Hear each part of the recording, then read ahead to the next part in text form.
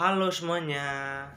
Sebelumnya saya ingin mengucapkan Assalamualaikum warahmatullahi wabarakatuh. Shalom, namo buddhaya, serta salam kebajikan. Selamat pagi untuk Ibu Dr. Diana Nabitubulu beserta teman-teman yang saya sangat banggakan. Di sini saya ingin memperkenalkan diri terlebih dahulu. Nama saya Roger Jeremy Alexander Khalid dengan NIM 21400. Di sini tentunya saya menjelaskan mengenai materi asuransi dalam industri keuangan non-bank. Jadi, mari kita saja langsung mulai ya. Check it out. Oke, selanjutnya kita akan membahas mengenai materi asuransi dan kita lanjut saja ke dalam pembahasannya. Di dalam perkembangan asuransi di dunia telah dimulai dari zaman sebelum Masehi, dilanjutkan pada abad pertengahan dan mencapai puncak pertumbuhan secara signifikannya pada era revolusi industri, yang dimana era mekanisasi pertanian dan era reformasi produk asuransi telah bermunculan. Seperti ada asuransi kendaraan, ada asuransi pertanian, asuransi pabrik, asuransi perjalanan, asuransi pesawat, asuransi satelit, asuransi handphone atau laptop, asuransi kesehatan, dan asuransi pendidikan.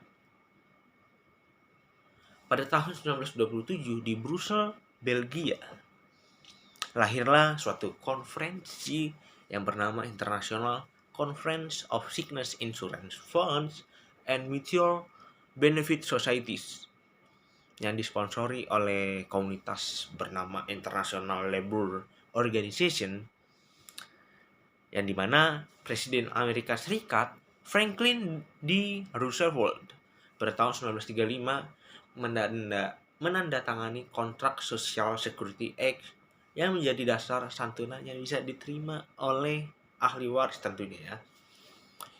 Selanjutnya kita melihat berkembangnya asuransi yang ada di Indonesia, yang dimana tercatat pada pertama kali dengan didirikannya sebuah perusahaan asuransi pertama di Indonesia yang bernama Semarang Sea, yang berdiri pada tahun 1816. Perusahaan sejenis yang berkembang pada tahun-tahun yang sama juga ialah Java Sea, Arjuno, Veritas, dan Merkurius. Asuransi jiwa yang pertama kali muncul di Indonesia ialah Bumi Putra pada tahun 1912 di daerah Magelang, yang tentunya diprakarsai oleh seorang guru yang bernama M.Ng. Dwijoswojo sebagai perusahaan asuransi dengan bentuk badan usaha bersama. Dan asuransi non-jiwa pertama ialah NV Indies Lloyd yang kemudian berganti nama menjadi Lloyd Indonesia. Nah, pada tahun 1953 berdirilah suatu perusahaan reasuransi profesional swasta, yakni Maskapai Reasuransi Indonesia Marine, yang disusul oleh pendirian PT Reasuransi Umum Indonesia Indore, yang adalah perusahaan reasuransi milik pemerintah. Nah, pencapaian penting bagi eksistensi asuransi di Indonesia ialah dengan terselenggaranya Kongres Asuransi Nasional Seluruh Indonesia atau disingkatkan SI, yang diselenggarakan pertama kali pada 25 sampai 30 November tahun 1956 di Bogor, yang bertujuan untuk menyatukan pendapat dan bekerja sama memberikan sumbangan yang bermanfaat bagi perekonomian nasional, mengatasi sisa-sisa sistem perekonomian kolonial, realisasi aktif terhadap pembatalan konferensi meja bundar KMB, dan peningkatan kesadaran berasuransi. Kongres inilah yang kemudian melahirkan Dewan Asuransi Indonesia atau disingkat DAI pada 1 Februari 1957. Pada tahun 2002, DAI berubah menjadi Federasi Asosiasi Perasuransian Indonesia atau disingkat FAPI, yang menaungi semua asosiasi usaha perasuransian di Indonesia, yang menyusul berdirinya Asosiasi Asuransi Umum Indonesia atau disingkat AAUI, dan Asosiasi Asuransi Jaminan Sosial Indonesia atau disingkat AAJSI. Nah, Asosiasi Asuransi Syariah Indonesia atau AASI, serta bergabungnya Asosiasi Pialang Asuransi dan Reasuransi Indonesia serta Asosiasi Adjuster Asuransi Indonesia AAAI ke dalam FAPI. Dan pada tahun 2010, nama FAPI kembali diubah menjadi Dewan Asuransi Indonesia atau disebut DAI lagi. Nah, asuransi atau first clearing atau insurance memiliki pengertian sebagai suatu pertanggungan. Profesor R. Sukardono menerjemahkan asuransi yang berasal dari first carer dengan penanggung, yakni pihak yang menanggung risiko. Sementara first cleared diterjemahkannya dengan tertanggung, yakni pihak yang mengalihkan risiko atas kekayaan atau jiwanya kepada tertanggung. Sedangkan Profesor Wirjono Projodikoro memakai istilah asuransi sebagai serapan dari asuransi dari bahasa Belanda yang berarti penjamin untuk penanggung dan terjamin untuk tertanggung. Dalam suatu skema asuransi,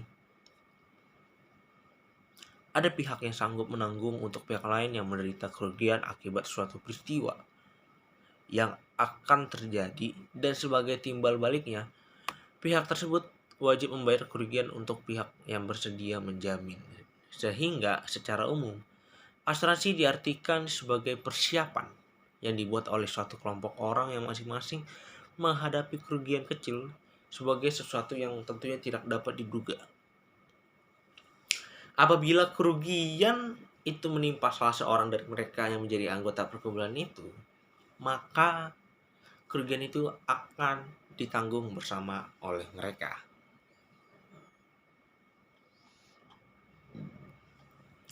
Lalu di dalam pasal 246 Kitab Undang-Undang Hukum Dagang menyatakan bahwa asuransi atau pertanggungan merupakan perjanjian yang dimana penanggung mengikat diri terhadap tertanggung dengan memperoleh premi untuk memberikan kepadanya ganti rugi karena suatu kehilangan, kerusakan, atau tidak mendapat keuntungan yang diharapkan yang mungkin dapat diderita karena suatu peristiwa yang tidak pasti.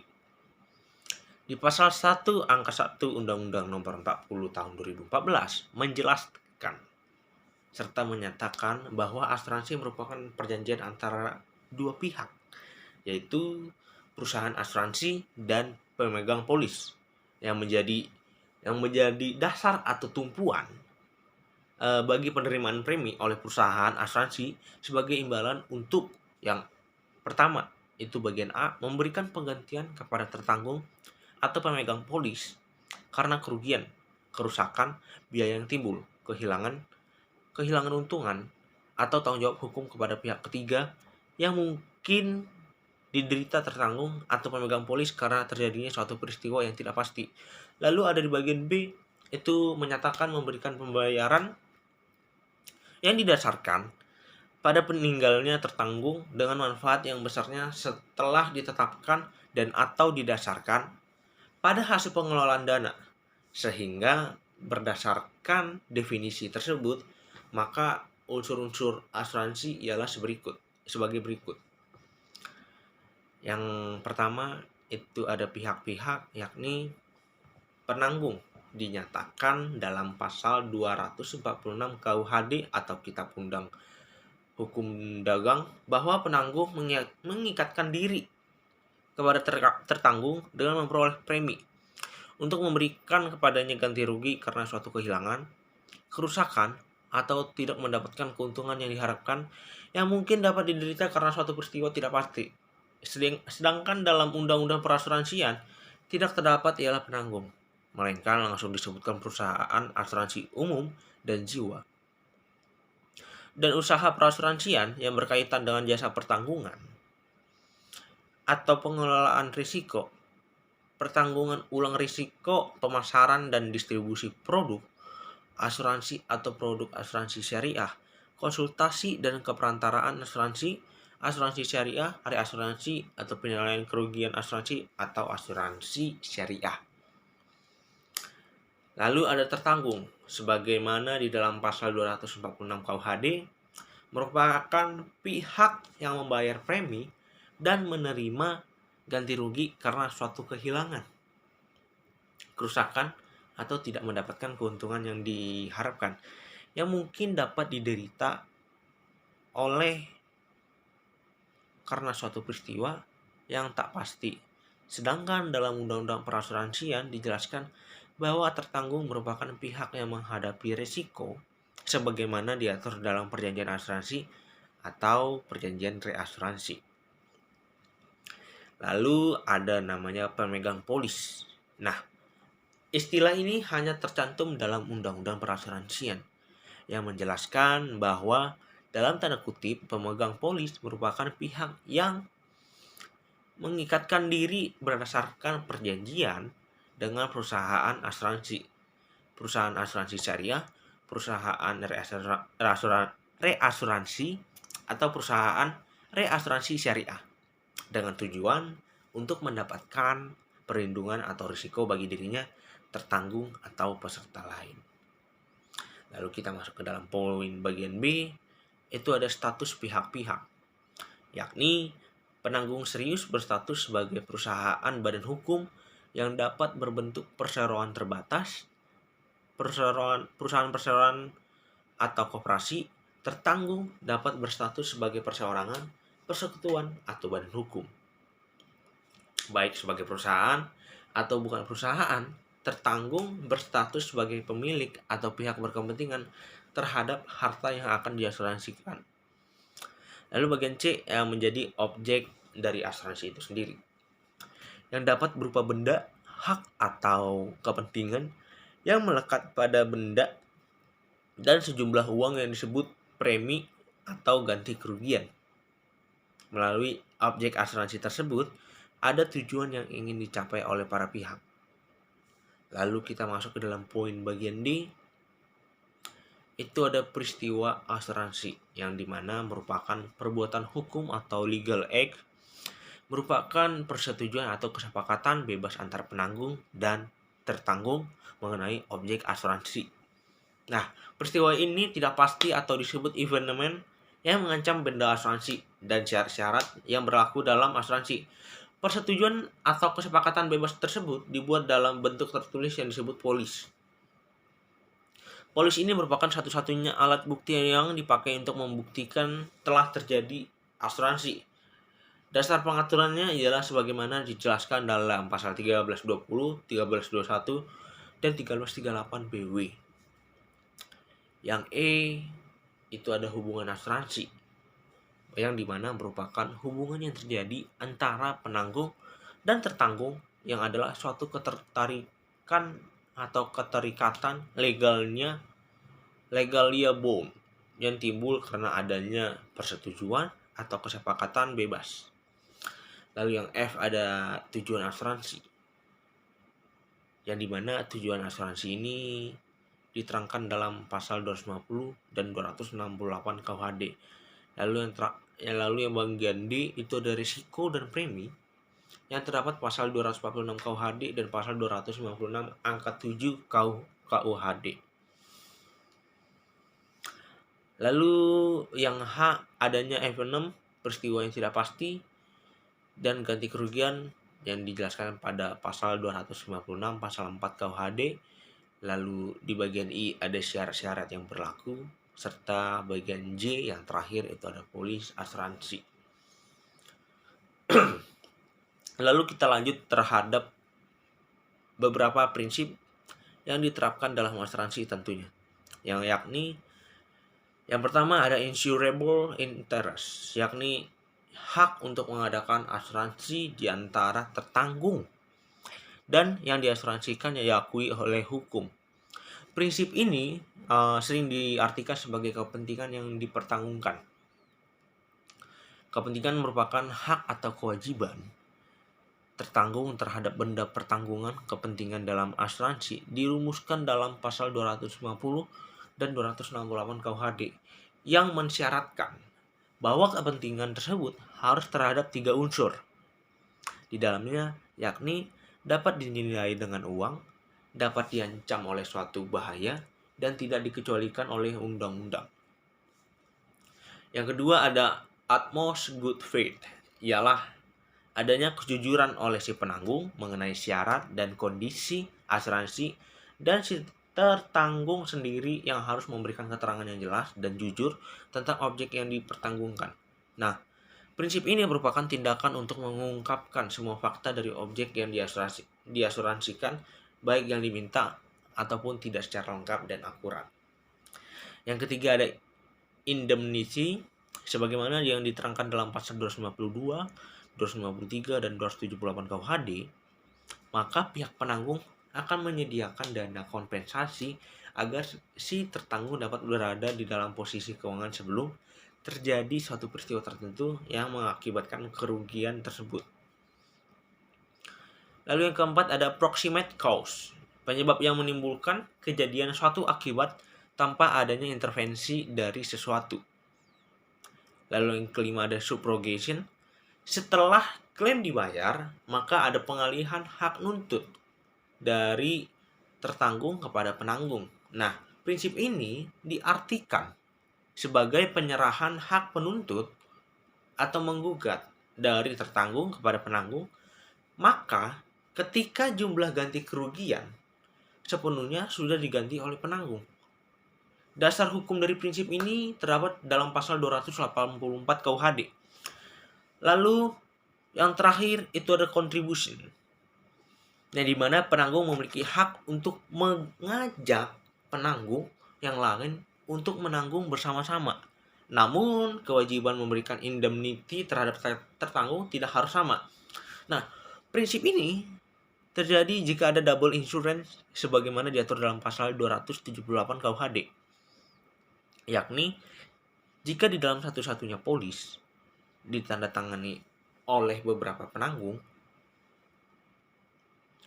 hak dan kewajiban penanggung dan tertanggung timbullah pada saat ditutupnya asuransi. Walaupun polis belum diterbitkan, penutupan asuransi dapat dalam praktiknya dibuktikan dengan disetujuinya aplikasi atau telah ditandatanganinya kontrak sementara atau cover note dan dibayarnya premi. Selanjutnya, berdasarkan ketentuan yang berlaku, maka penanggung atau perusahaan asuransi wajib untuk menerbitkan polis asuransi. Seluruh ketentuan mengenai asuransi diatur dalam Kitab Undang-Undang Hukum Dagang atau KUHD, atau kita sebut dalam bahasa Belandanya Wetboek van Koophandel tahun 1838, yang memuat peraturan mengenai asuransi kebakaran, asuransi hasil bumi, serta asuransi jiwa. Selanjutnya, terdapat juga Undang-Undang Nomor 40 Tahun 2014 tentang perasuransian, Keputusan Menteri Keuangan RI Nomor 1249 garis miring KMK.013 garis miring 1988 tentang ketentuan dan tata cara pelaksana usaha di bidang asuransi kerugian, dan KMK RI Nomor 1250 garis miring KMK.013 garis miring tahun 1988 tentang usaha asuransi jiwa. Jadi ini adalah sekilas mengenai materi yang saya jelaskan. Semoga apa yang saya paparkan, apa yang saya jelaskan mengenai materi asuransi bermanfaat untuk kita semua.